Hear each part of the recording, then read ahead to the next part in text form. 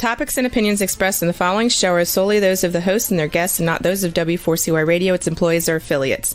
We make no recommendations or endorsements for radio show programs, services, or products mentioned on air or on our web. No liability, explicit or implied, shall be extended to W4CY Radio or its employees or affiliates.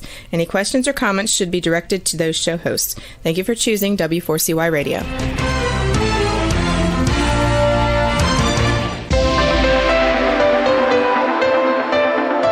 Churchill said, "Those who fail to learn from history are condemned to repeat it." Kevin Hallinan believes that certainly applies to business. Welcome to Winning Business Radio, here at W4CY Radio. That's W4CY.com. And now, your host, Kevin Hallinan.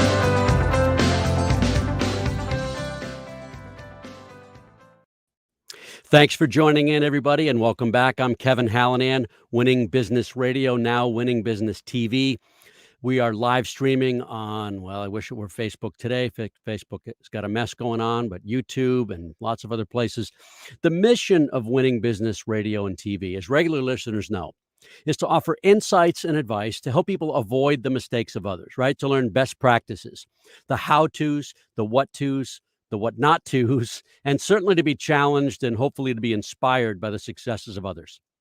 Every successful person that I've ever talked to has had some form of failure in their lives and careers. So as I say every week, we all have to get our knees skinned once in a while. I'm driven to help keep those scrapes from needing major surgery. Let's endeavor to learn from history so we don't repeat it.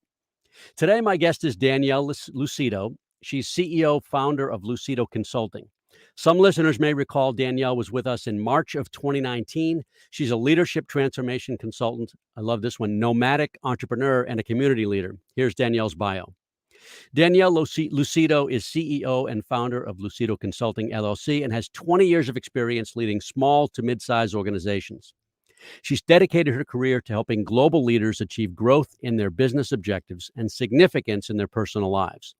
She accomplishes this by providing both quantitative and qualitative analysis while infusing proven business models, tools, and assessments that enhance awareness and organizational effectiveness. Danielle is a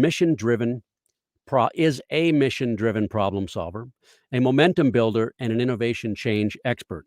She's been a featured faculty member for Linkage's Global Institute for Leadership Development and the Women in Leadership Institute, which have been accelerating the development of thousands of leaders for more than 2 decades.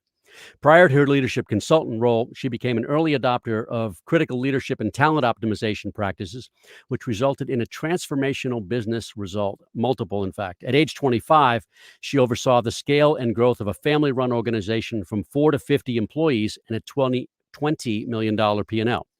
She then became an executive leader in the education management sector, where she focused on creating award-winning, high-performance cultures at turnaround organizations. Doubling student retention for one location resulted in a $320K revenue increase and increased student job placement rates by 20% in 1 year, resulting in the $2 million revenue location to remain open. As a leadership consultant for a global leadership consulting firm, she spearheaded the shift in strategy to optimize talent resourcing across the U.S., which resulted in a $2.5 million increase in revenue generation through channel partnerships and resourcing of $4.5 million to contract consultants, significantly reducing the organization's overhead expense over the course of 2 years. She holds a bachelor's in finance and economics from the University of Massachusetts at Dartmouth and a master's in leadership from Northeastern University. She is certified in several leadership tools and holds several board positions on prestigious profit and nonprofit organizations. Some of her prestigious clients include FedEx, Oracle, Disney, Nessun, Medtronic, Samsung Pay, and Morgan Stanley. And full disclosure, she's my niece, who I'm very proud of. Danielle, welcome to Winning Business Radio. Thanks for coming. Oh my goodness. Thank you so much for having me again. So this will be fun. I'm happy to be here. Cool. So I'm glad you took the time. How's Florida? Florida is great. It's sunny, it's warm, and 75. So no complaints. Nice. Unlike New England, which is, it's rainy and what is it? It's 57.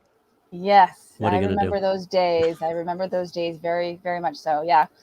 So let's give the audience a sense of your background. Tell everybody where you grew up. So I grew up in Golden, Colorado. I'm the oldest of four. And I moved to Shrewsbury about high school age, roughly. Massachusetts, yeah. Massachusetts, yep. And grew up there and was in the central Mass area. And I've kind of bebopped around all of the greater Boston area for most of my adult life prior to these last 2 years, living in Quincy, Kingston, and up in Chelmsford. So I've had the lay of the land up in the greater Boston area. But yeah, it's been great. I mean, I grew up as a tomboy. I played soccer. I was an athlete. And I was just, a go-getter at a young age. So, which has helped carry me through my life journey. For sure. And you've become, I know this from personal experience, very resilient, right? And I want people to know just some of the background that got you there. You had a really bad knee injury when playing soccer. You were supposed to play soccer at a higher level. You were qualified. You were good enough to, but what happened? Yeah, it was kind of a terrible situation. But basically what happened was I was on a breakaway senior year in soccer, indoor soccer, and the goalie came through and she slide tackled me, and I had a compound fracture in my left tibia. The break was so bad that I almost lost my leg, had to put a rod down my leg and was no longer able to play. And I remember when this happened, I think the hardest part wasn't the fact that I wasn't going to be able to play, but because they were going to cut my shorts, like when I was in the operating table, like I was so tied to my identity. I love my new shirt, my shorts. I'm like, you can't cut the shorts off. But yeah, it was tough because I had to reinvent myself at a young age. But that's, I remember Nana even telling me, God has a plan. You'll find out someday. I'm like, I don't think so. But it's hard. It's hard to, any athlete, even if you don't have an injury, to reinvent yourself when you're so used to how you identify yourself in the world, right? Yeah. So it was tough. And we're going to get to that in a little while, but that's often what you help people do today. But before we get there, you got an economics degree or finance and economics. What was behind that decision? How did you become interested in finance and economics? Like a lot of young people, we're trying to figure out what we want to do when we're that age and making decisions and not really knowing who you are per se. But I just wanted to do something that I knew that there would be a need for. And I loved numbers and I love the system of business, so to speak. So I decided to get I decided to go for finance, although I didn't stay in finance afterwards. I found too much numbers was a little too boring for me. I like the mix of numbers and people, but so there was really nothing besides just trying to figure out what to try. Yep. And then a master's in leadership. What was behind that decision? Well, as you get older, you get to find out what you like to do, the things that you're passionate about. And, throughout the course of running companies, I realized the power of leadership. And I just wanted to take it on as my purpose in life. And so was able to get the master's at Northeastern. It was a great program online. So it's good. So let's talk about your career progression a bit. You landed at a mortgage company and you ended up becoming VP. And that was 6 years. That was from 01 to 07. And I know that the 08 mortgage crisis had something to do with the end of that period. But talk about that that progression through the mortgage company to a VP level, and share if you could a key takeaway. Sure. I was very blessed to be part of a family organization at a young age. I think that, I remember just graduating from college. I want to make six figures and have fun doing it. That was my motto. Yeah. And luckily came into the mortgage industry. It was growing at that time. So it's a seasonal, everything has its season. And by being part of the family run company and seeing it grow and being part of the systems and being part of the vision and being part of strategy, it was truly transformational for me to understand and apply the learnings I'd gotten through college and what have you. But to also, experience the hurdles of, I knew how to run a business, but didn't know how to run people. So I learned some tough, you shouldn't go out drinking with your employees. That's probably not a good idea. But out of that came some really great nuggets of wisdom. When you lead better, not only does your business get better, you improve people's lives. And I think one of my favorite things that happened was one of my employees, she paid off her entire Boston University one semester for $20,000 from the course of just a couple months working with us during that time. So it's kind of it's kind of its own. It's hard to describe, but it feels amazing when you're doing good, when you have harmony in the business and people's lives. It was really eye opening. But I will say, to end that last part, towards the end of 2008, when the 2008 crisis hit, there was a lot of turmoil in the world, as you know, and most of us know, on hopefully probably listening. I actually, again, had some traumatic stuff happen. I ended up losing everything, and had to reinvent myself there. But through that process, you can push forward and realize you're not defined by one modality. You can reinvent who you want to be, and take the lessons with you going forward. I know I do. People joke about the phrase, if it doesn't kill you, it makes you stronger, but that's really true. Mm-hmm. Yep. It's really so true. You transitioned out of the mortgage business into the executive coaching, right? Mm-hmm. So talk about two things. Really, what was behind that decision and what the preparation, I mean, you had been preparing for that. It wasn't, hey, I'll become a coach, right? You were preparing for that sort of somewhat intentionally and somewhat unintentionally. Talk about that. Mm-hmm. Well, I always find too, it's a critical factor when you're going through a change and you're going through almost an identity shift as well. It's important to apply learning towards something specific, so you can kind of fill new knowledge, get new wisdom. So applying the principles that I learned the prior 5 years, I was like, well, what can I do to provide service? How can I make myself better? How can I grow and provide something of value? Which, I want to talk about what's right with people, not what's wrong with people. And that kind of became my passion towards becoming a certified coach. I actually did a radio show on 95.9 WATD during that time frame. But it takes some time. When you change from one to another, there's usually a two-year gap, a 2-year delta. So I was applying myself and my experience during that time frame to help people. While I was going through some stuff, I was helping people too. Right. And you did that for 3 years. What is a key takeaway from that initial coaching experience? Yeah. Oh, the power of just the collective mastermind groups. Ran a lot of mastermind groups in the South Shore, Mass area. My key takeaway was just the fact that we all need some support and direction at some point in time in our lives. But when you can kind of put people together and they're all going through something and we're all trying to progress, there is some powerful epiphanies and ahas that people can, and breakthroughs that people can have when you create that psychological safety and environment for people. Awesome. So that's a key takeaway I'd recommend. I like it. Okay, then you became executive director, complete change in direction, or at least industry, not direction, but industry. Empire Education Group, 4 years experience as an executive director of a post-secondary career institution. Talk about that role and that change in your life. Yeah. So essentially, was kind of missing the connection. I think that a lot of independent contractors face this from time to time. They will go out and do their own thing for a while, and then they'll kind of miss being infused into a culture and infused into the inner workings. And there's pros and cons to both types of modalities. But was blessed to start working as an executive director first in the Portland, Maine location, and then eventually to a larger school in Malden, Massachusetts.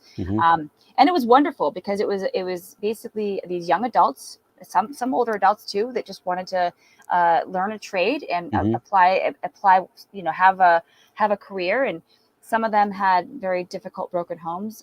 Some of them, come from, and they're very lost individuals. But I think what I loved about that job was the fact that I could coach them one-on-one and help them see how they maybe should shift their perception of how they can be in the world and not be defined by their past, and giving them the confidence in themselves and really trying to understand when I had to discipline them really what's going on, and then using that as a teachable moment, help shift the cultures that I was part of to be from low performing to high performing in all facets, from graduation, placement, license, but also overall culture. I wanted my students to want to come to school and not want to. So, and it worked, just being more human. It worked. I mean, you used the word when we spoke earlier today, transparent. Talk about that word, what it means to you. Transparent. Yeah. Transparent is really about also truth and being real and celebrate too. I feel that there's when you can be transparent and you can actually be clear about where you're going and with a clear vision and celebrate that from monthly meetings and celebrate the things that people are doing really well. And, it helps create safety, again, psychological safety. Yeah. And it keeps people feeling like they know where they're at in the world. They know who they are, they know where they're at, and they know how they're contributing to the greater good. And I think that's true for everybody in life too. If they don't know where they are, what they're doing, what their purpose is, people can then make bad choices. So, So transparency is definitely a key element when it comes to how I believe leaders should be, for sure. We're going to come back to that for sure. We're going to take a break right now, Danielle. Our first commercial. We'll be back in just a couple of minutes with Danielle Lucido, Lucido Consulting. You're listening to Winning Business Radio with Kevin Hallinan on W4CY Radio. That's W4CY.com. Don't go away. More helpful information is coming right up, right here on Winning Business Radio.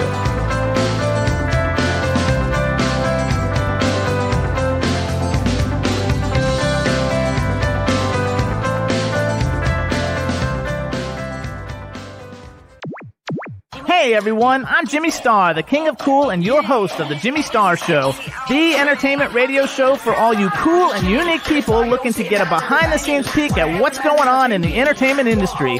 Listen in as me and my cool crowd of co-hosts bring you celebrity guests, new music, and the good times in fashion, entertainment, and pop culture. Right, everybody? Right! Tune in live Wednesdays at 3 p.m. Eastern on W4CY.com.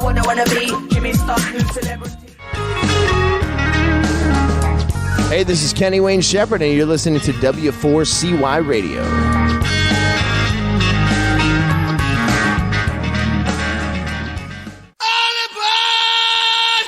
Hey, this is Rebel Medler. Join me for In Your Face on W4CY.com, Tuesdays at 2 p.m. Eastern Standard Time.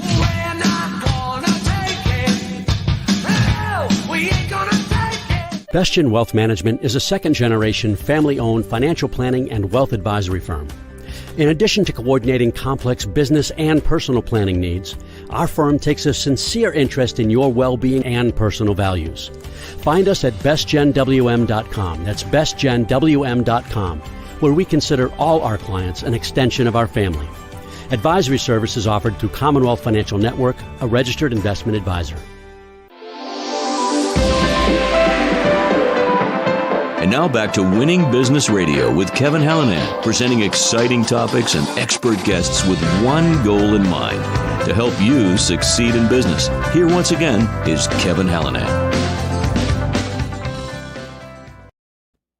We are back with Danielle Lucido, CEO, founder of Lucido Consulting.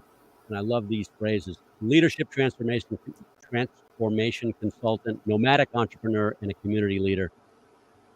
Few more questions regarding your career, your transition, because this helped to create who you are today, right? Mm-hmm. After education, for 4 or 5 years or so, you were with Linkage. You were a leadership consultant, training facilitator, and affiliate director. Talk about Linkage and what that role was like. Yeah, so Linkage is a top 20 leadership training consulting firm. They're actually based in Burlington, Massachusetts, and so I've held a couple different roles with them, from managing some key accounts to facilitating at their annual leadership institutes, to also being an internal consultant, helping them shift their strategy and how they ran their business. And was kind of catapulted the support of being a little bit more strategic in resourcing projects, because as you know, for consulting, and even you as a speaker, sometimes you have gigs across the country, and is it really the most effective way to have someone fly all the time?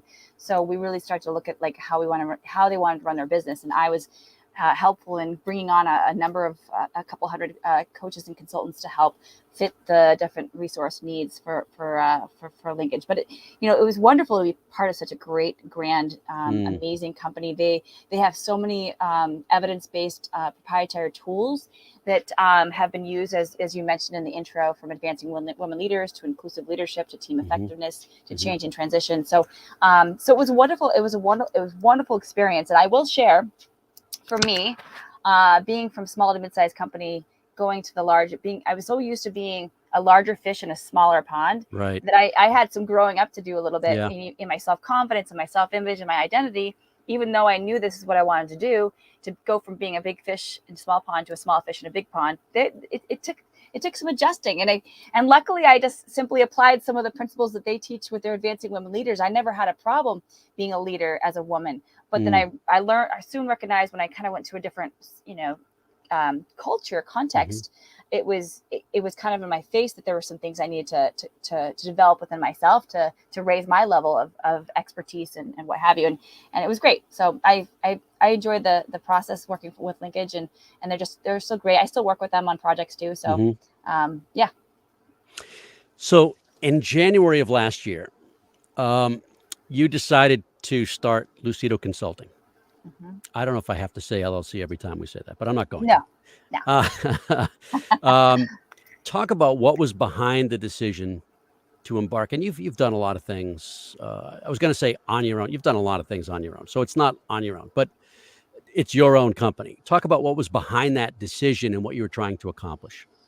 Yeah, it was kind of a mix of a couple things. I was kind of I noticed that if I look back at my life, every 5 years or so, I kind of take the things I've learned and go into the next challenge. So it was about 5 years at Linkage, and the role was shifting. So it was kind of the perfect time to ask myself the question, do I want to chart my own course again and take all of the tools that I've learned and reapply them? And who do I want to work with as a professional? So yeah, that's a great question. Yeah. And I missed the small to mid-sized firms. And I thought to myself, well, goodness, the tools that I've acquired can apply anywhere. But I really wanted to help the industries or the size organizations that are a little bit smaller, taking those tools and providing that service to them. Because a lot of times, sometimes the small to mid-sized companies don't have the large scale budgets that some larger organizations do. And they don't feel like they have access to the same type of knowledge, right? They think that if they don't have that kind of funding, they can't learn what, the Fortune 50 or the Fortune 500 learn. Exactly. And so I thought, wow, like I love the small to mid-sized companies. I love seeing shift in culture. I love seeing the impact that this type of work has. And not to say larger organizations couldn't use it, but sure. I love the synergistic, systematic approach to organizational development. So I started my own firm, and it's my tagline is "Lead Your Own Way," which basically is a balancing act of getting trained around like the principles of leadership, but then also finding your own truth and your own power, and latching on to that, because we all have unique natures of being, and so I like helping my clients like figure that out. It's like a giant puzzle. So I started that, and it's been wonderful. I mean, it's been wonderful, but challenging with COVID, right? Sure. Yeah, I was going to ask it. It's the obligatory. How has COVID affected your business question? So might as well ask it now. Go ahead. Yeah. Well, it's interesting. I think that I had a handful of clients that were, that I had secured before I left that could carry me through. What I had to do was completely scrap my whole marketing plan, completely scrap like technically my whole direction and my focus, and just keep it simple. I kept it simple for last year. I kept it simple. I didn't work as hard as I would have, but because I wanted to just be, instead of trying to create something when the whole world's in chaos. It didn't really land well. So I allowed myself to just have space to just work, but don't work as crazy as I used to be. I kind of stepped back a little bit. But the good thing is it's definitely shifted now. There's a lot more activity, thank goodness. So I'm able to put back in place the things that I was going to do when I first started. But it's been great so far. So this is a good place to ask about the nomadic entrepreneur descriptor. Tell us about that. And in fact, tell people where you are right now. So I am in Central Florida at the moment. And I did move down from an address-wise right like last January. So my address is officially in Florida. But yeah, so I again reflected around, okay, I want to start my own business. Right. I want to move to Florida. I don't want to pay for movers again and again and again. What if I don't like the place I go to? So, and I had this fantasy. I wonder if I can run a business and travel the country and like just experience the world while I'm running my business wherever I'm at. And so I'm like, I'm going to do that. So I sold everything. So awesome. Yeah, go ahead. I sold everything. Some might call it a midlife crisis, but I sold my Mercedes. I drove down from Boston, and I bought my van in Fort Myers, Florida. Some say it looks like an FBI van. Some say it looks like an Amazon Prime van. It's a tiny home on wheels. So I'm in it right now. And, for those that can see us on YouTube, they can see the back of it. But I left the idea because, not only, the cost of living is quite expensive up in Boston and anywhere, frankly. Right. So I wanted to cut some expenses. I didn't want to have to always keep having movers move my furniture. So it was kind of like this perfect this perfect marriage of sorts. And Yeah. It's been a true journey, traveling the country and seeing this beautiful, this country's fantastically gorgeous. It's just breathtaking. So you can still work. You can work from anywhere. You can pull. I mean, not that you would. You could pull over literally and work. But you have been to various places. Where have you been? Yeah. I can pull up the beach, which Sanibel Island in Florida is really nice. I can pull up and just turn on my laptop as long as I have Wi-Fi. So I've been all across the country. I think there's about 4 states I have not visited. I have not been able to really immerse myself in the culture. So I was originally the plan was to travel and immerse myself in the culture and the restaurants, but as you know, it's been a little bit unique these past couple years. But it doesn't mean you can't still observe and look at the beauty. So I've been all the way up down across Louisiana to Texas, up to Colorado, back down to California, through Utah, Vegas, California, up Pacific Coast Highway, Oregon, all the way across Idaho. I love the Montana. Pacific Coast Highway. It's gorgeous. Oh, yeah. Have you driven there? Have you done that? Yes, we've done it. We did it. Debbie and I, so my wife, who Danielle has known since she was a little kid, we drove from San Jose down to Santa Monica. Wasn't that? Yeah, Santa Monica. Yeah. I can't remember. It's actually quite long because there's. It is. There's different. It took us sections. 8 hours.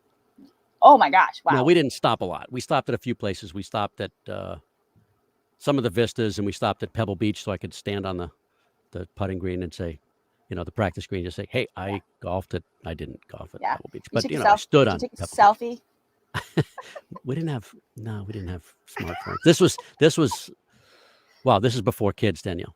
Oh, that's how long it is. And Brandon's 31, so it tells you how long ago it was. Yeah, it was a little scary though. I mean, there were some very steep cliffs. Do you remember the steep cliffs? Oh, absolutely. Yep. So I have to say my highlights were Utah and Salt Lake City.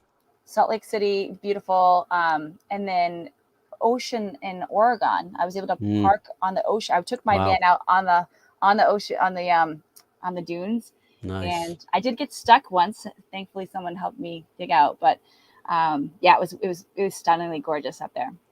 So it seems to me there's a tie-in to those experiences and coaching. What's that tie-in?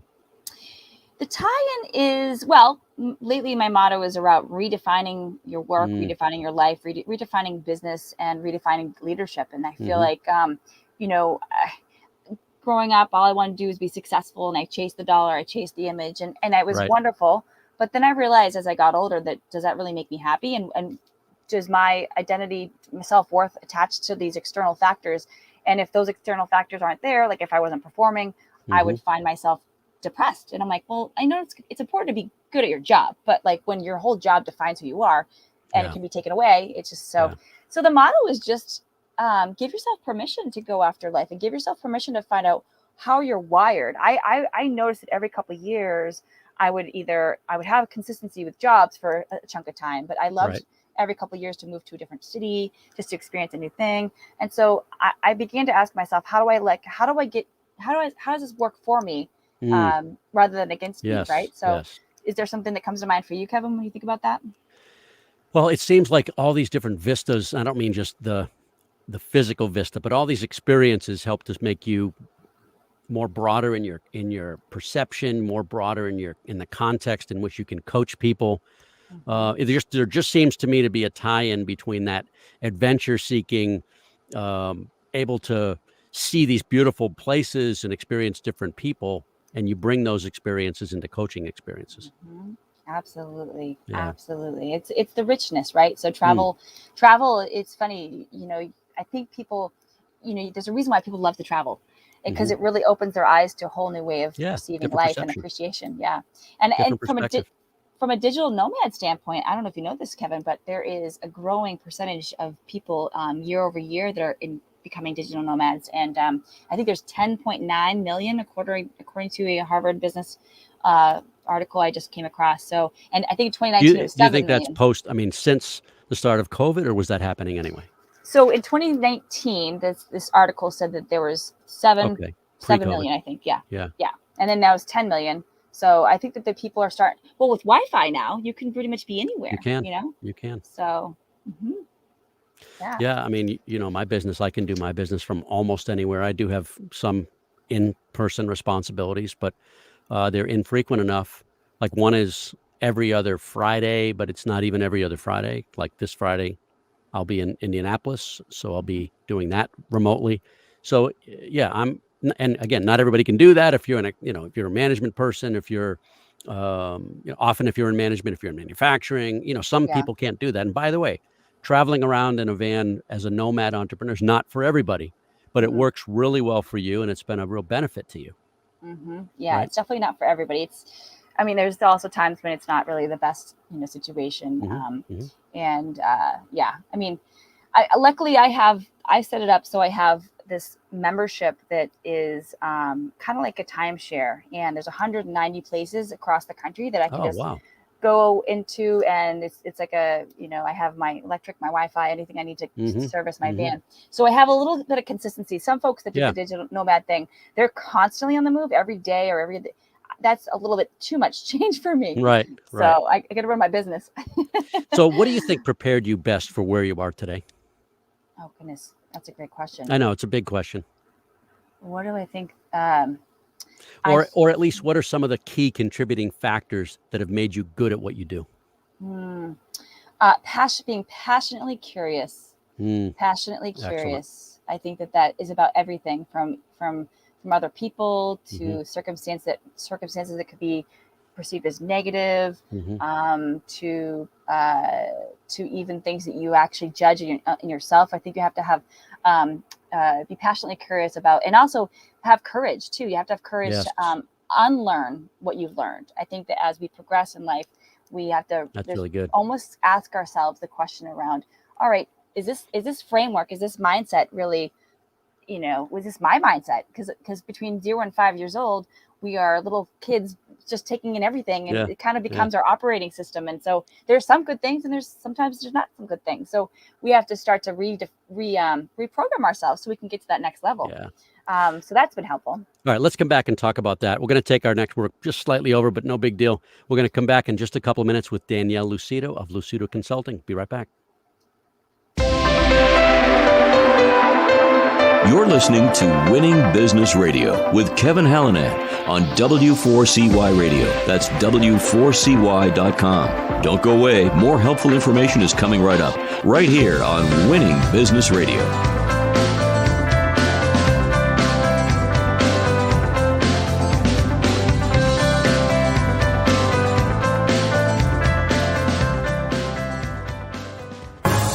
Have you ever dreamed of having your own radio show? Well, W4CY Radio makes dreams come true. You can be a radio personality on the #1 ranked internet radio station in West Palm Beach, Florida. We can be heard in 105 countries and all U.S. states. Promote your business, earn up to $10,000 per month and more. It's all up to you. Have fun and be heard. Call 561-506-4031. That's 561-506-4031. Start your radio show now. This is Rebel Medler. Join me for In Your Face on W4CY.com, Tuesdays at 2 p.m. Eastern Standard Time.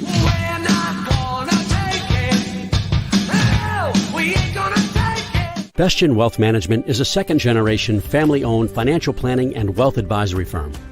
In addition to coordinating complex business and personal planning needs, our firm takes a sincere interest in your well-being and personal values. Find us at bestgenwm.com. That's bestgenwm.com, where we consider all our clients an extension of our family. Advisory service is offered through Commonwealth Financial Network, a registered investment advisor. Hey, this is Johnny Three Tears from Hollywood Undead, and you're listening to W4CY Radio. I do whatever it takes to make it break through. Anything I'm face to face with, it's true.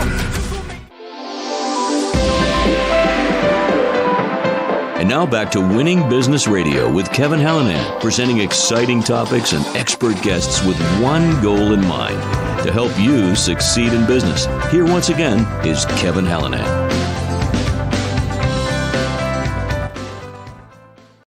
We are back with Danielle Lucido, CEO and founder of Lucido Consulting. So cool to have you here, by the way.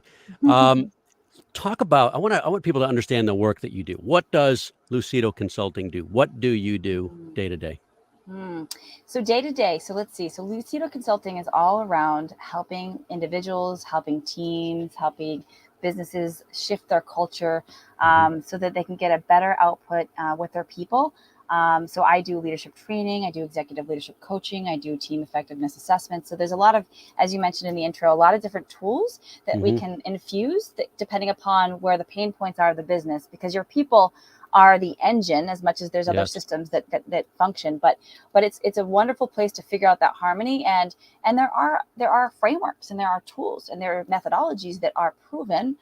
If you demonstrate or if you do XYZ, can actually get I'm also calling this the invisible employee. It's the invisible world transcribing into the transcribing to the actual manifested world of the business. So I have a couple different programs. I have a program on influential leading, developing a growth mindset, self-mastery program about alignment, because as a leader you have to also know yourself quite well. So there's a number of different things that we offer depending upon what the needs of the client are. So who is a typical client? A typical client is a small to mid-sized company that has around 50 to 400 employees. Okay. And rapidly growth organizations are one. Turnaround culture organizations are one good category. Individual leaders that are taking on a lot more responsibility and they need to grow. They need to grow fast. So leadership development takes time. I remember my mentor, or John Maxwell, was the guy that opened my eyes to this whole world. And I know you and I have talked about this, Kevin. He said it takes 20 years to develop yourself as a leader, and we don't have 20 years to develop as a leader, right? Yeah. We really have like a couple months. So, that's my goal, is to really help accelerate that development as fast as I can, and help my clients thrive. And so maybe it's both, but who hires you? Does the individual hire you? Does the company hire you on behalf of the individual? A mix. So I'm contracted from other organizations that are in the leadership development space, because again, we're kind of in the gig economy. So I do some work for Linkage. People in my network bring me on to do projects as well. But I do work with individual leaders as well. And I do work with client organizations that reach out and want me to do training for their teams, what have you. So so you do some event work, you'll do some maybe team-based work, and you certainly do individualized work. Exactly. So it is a mix. Does the industry matter? Does geography matter? Clearly geography doesn't, but I'll ask it anyway. Yeah. So so the industry doesn't matter. I've had a lot of experience in a variety of industries. I think typically at the level that I'm at, it's the leader I'm working with has a little bit of experience under the belt. So I'm really helping them to go from mid-level to like executive level. And I do some work with some first-time leaders, but I do find that sweet spot of mid-level leader to the next level is really where I like to focus. And certainly there are industry nuances that are important, but I have experience in technology, education, pharma, finance. Finance. I've had my hat in a couple different industries. So yeah. So break it down a little bit. What does a typical engagement look like? And maybe break it down by the individual, the team, and the what was the other thing? The event-based, training-based. Yeah. So the individual development, it starts out with some sort of assessment. Typically, we do a 6-month engagement of some sort. Actually, let me pause you. My fault, not yours. You're certified in various with various assessments. Talk about some of those. I know you have PI, DISC, Strength Finders, Gallup, Myers-Briggs. Did I say that already? Yeah, no, you're fine. You're great. Yeah. So there's a lot of great tools out there that can help raise your awareness to how you're operating. Some of the personality ones are super helpful because it helps you understand like the things you're naturally good at, as well as some of your blind spots. The leadership assessments that I typically use are the ones that are linkage driven, and they are evidence-based around principles that make highly effective leaders effective, ROI, all that good stuff. So purposeful leadership is one of the ones I'm certified in. It has also an inclusive element to find out, are you operating as an inclusive leader? Because statistically speaking, that's the best way to get results with your team if you're operating as an inclusive leader. And there's 16 behavioral indicators around what that looks like. So you're identifying biases. You're helping people get past some of those biases. Mm-hmm. Yeah, it's and mostly around engaging. How do you engage with your team? How are you showing up as far as, are you inspiring? Are you achieving results? And your character, which is the become commitment. So there's 5 commitments that overlay the purposeful leader and is part of inclusive leadership. So it's a comprehensive but simple assessment that it's really powerful. Advancing women leaders is the other one. So, as I mentioned before, there are things that women leaders have control over, but there's things that we actually don't have control over. But give an example. Well, there's 7 hurdles that prevent women from really seeing their true light. And just off the top of my head, it has to do with networking, has to do with branding and presence, has to do with... those are things we can control, she can control. Correct, as a woman leader, right? So it's asking those questions: what do I have control over, so that I can elevate my visibility? And not, one of the big ones is overrowing the boat, trying to overprove, trying to show the world, like, look at me, I'm doing great. And I think that women have to just pick press pause and realize that they don't have to over the road. They can bring people along and delegate a little bit more, and so that's another one that I love to use with my clients, is the advancing women leader. And do you work with more women, more men, both? Both. I work both. There's it's really a mix. So I mean, I have lately been doing more advancing women leader stuff, because it's just kind of what's been focused from linkage standpoint. But and then team effectiveness. So there's a DNA structure that is that can help teams pinpoint, are they effective? Because just having a job description, just having this or just a couple of things doesn't mean that your team is functioning well. So there's also an assessment that's really comprehensive around, are you set up for success? And it can help you identify where you're struggling, so you can focus on programs and developmental initiatives to mitigate some of those things. And a lot of times teams just don't realize that there is a lot of science to how you can put teams together to be successful. Yeah, you don't want everybody the same, right? Yeah, exactly. You want complementary skills and communication styles, et cetera, right? Exactly. And so you work with the leaders of those teams, but the teams also, like the individuals within those teams. Yeah, one of my favorite jobs that I do for my clients is essentially coming in and doing the team effectiveness assessment, and then doing a half-day debrief, so that I'm kind of trying to be their objective support system. It's up to them if they want to hire me to help be the accountability partner and help. Some of them do, some of them don't. But I think it's important to every once in a while to do a pulse check on yourself, right? So plus it gets rid of politics. When you actually have more transparency and systematic approach, politics reigns free and runs wild when you don't have cultural assessments. You don't have, you need to have checks and balances, because internal politics can be the death of an organization if they're not too careful. Yeah, I've seen it too many times. It forces people to do a certain thing at a certain time in a certain way, when often that's counterproductive, right? But it's either because we've always done it that way, or, Susie wouldn't like it if we did it that way, or, Susie's maybe blinded to certain things and we have to do it her way, right? And then, in sales, sometimes if the culture is toxic and it's politics, then the salespeople can figure out ways to get around, like, how do I make this work for me, because no one's being held accountable. So it's not really a good place to be, but that's why we do what we do, right, Kevin? Absolutely. So who in the listening audience, viewing audience, might want to talk to you, and why? So great question. I would say if you are a leader and you are running a team, and especially the hybrid world, right?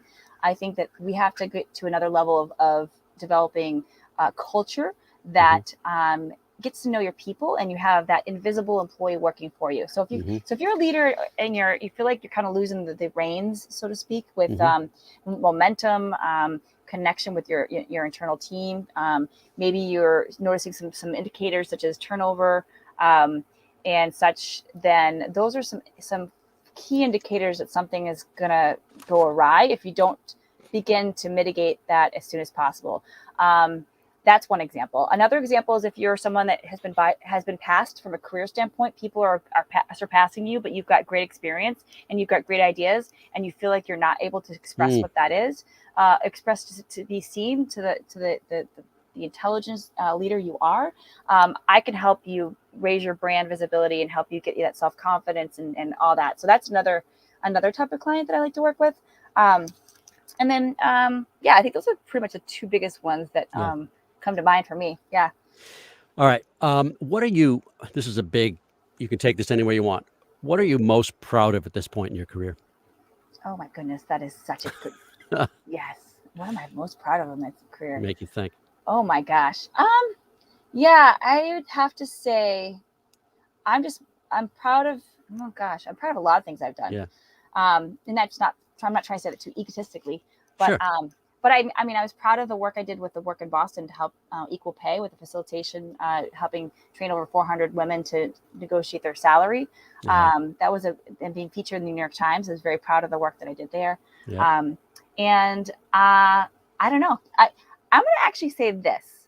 I'm proud of the next project that I'm going to put forth. Oh, I like that. And the future book that I'm trying to finish writing. Nice. You want to give us a teaser to the book? Oh, goodness. Yes. It's the price tag of happiness is life, liberty, and the price tag of happiness is what I'm going to talk about. So I like it a lot. Yeah. I'm looking forward to reading it. When it's done, we'll get you back on the show and we'll promo the book. How's that? All right. Sounds like a plan. So I will let you drive that. All right. I want to ask two other things. Mm-hmm. You do nonprofit. Why do you do that? And I always try to ask this. Many shows have asked the question, give a plug. Why do you do it? And give a plug to others listening and watching why they should be involved in some nonprofit endeavor. So many reasons. Speed of Trust, Stephen Covey inspired me to the concept of the power of trust and what moves at the speed of trust. And I love to support and serve, but it's powerful. As a leader, it's important to know yourself. It's important to know your organization and your industry and your community at large. And it has a ripple effect. It has a powerful effect. And you meet new people. You grow professionally. You make new friends you never knew. So, and you're making a difference in the world. So I would always describe every couple of years, I have some type of project been involved in some great organizations, conscious capitalism, taking back ourselves. Yeah, we talked about that last time. Yeah. Yeah. So it's, I don't know. I think it's our, our duty to serve in some capacity. If we can't do a lot, that's okay. Maybe just do one day, a month or something. And I know you're very involved in the community too. And has it helped you, Kevin? Oh, tremendously. One, it makes you feel better. And that's not all about that, but it does make you feel better. Two, you make a difference. As you said, and I know we're not thinking of ourselves too big here, right? But we do help people. We do add value, right? We do enrich other people's lives. Like, I coached kid football for a long time and we touched a lot of people and I loved every minute of it, right? But on the other side, it does give back as well. It gives back in that sense of well-being, but it also helps with business connections, which is not why I did it. And I don't think it's why you do it, but it's a side benefit. Oh, absolutely. Meeting new amazing people. Yeah. I love they have similar core values. There's nothing better to basically hang out with your tribe of people is another reason why. Mm-hmm.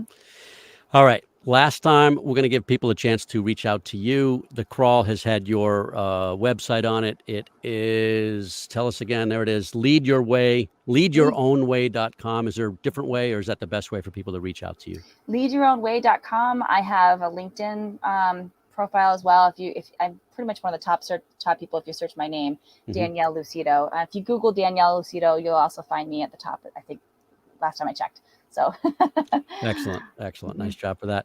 Well, thank you so much for being here. I know you're busy. I really appreciate the time. And it's just, for me personally, fun to have you on. Oh, so much fun, Kevin. It's a blast to be here with you and share the space. And certainly if I can help anyone in your community, happy to help out. So look forward to talking again soon, hopefully. Yes, sir. Yes, ma'am. Yes, sir. Yes, ma'am. And thank you, everybody, for listening and watching. This is a show about business and business challenges. If you've got concerns about the growth of your company, feel free to reach out to me on Facebook. Not today. Wait till tomorrow. Or LinkedIn.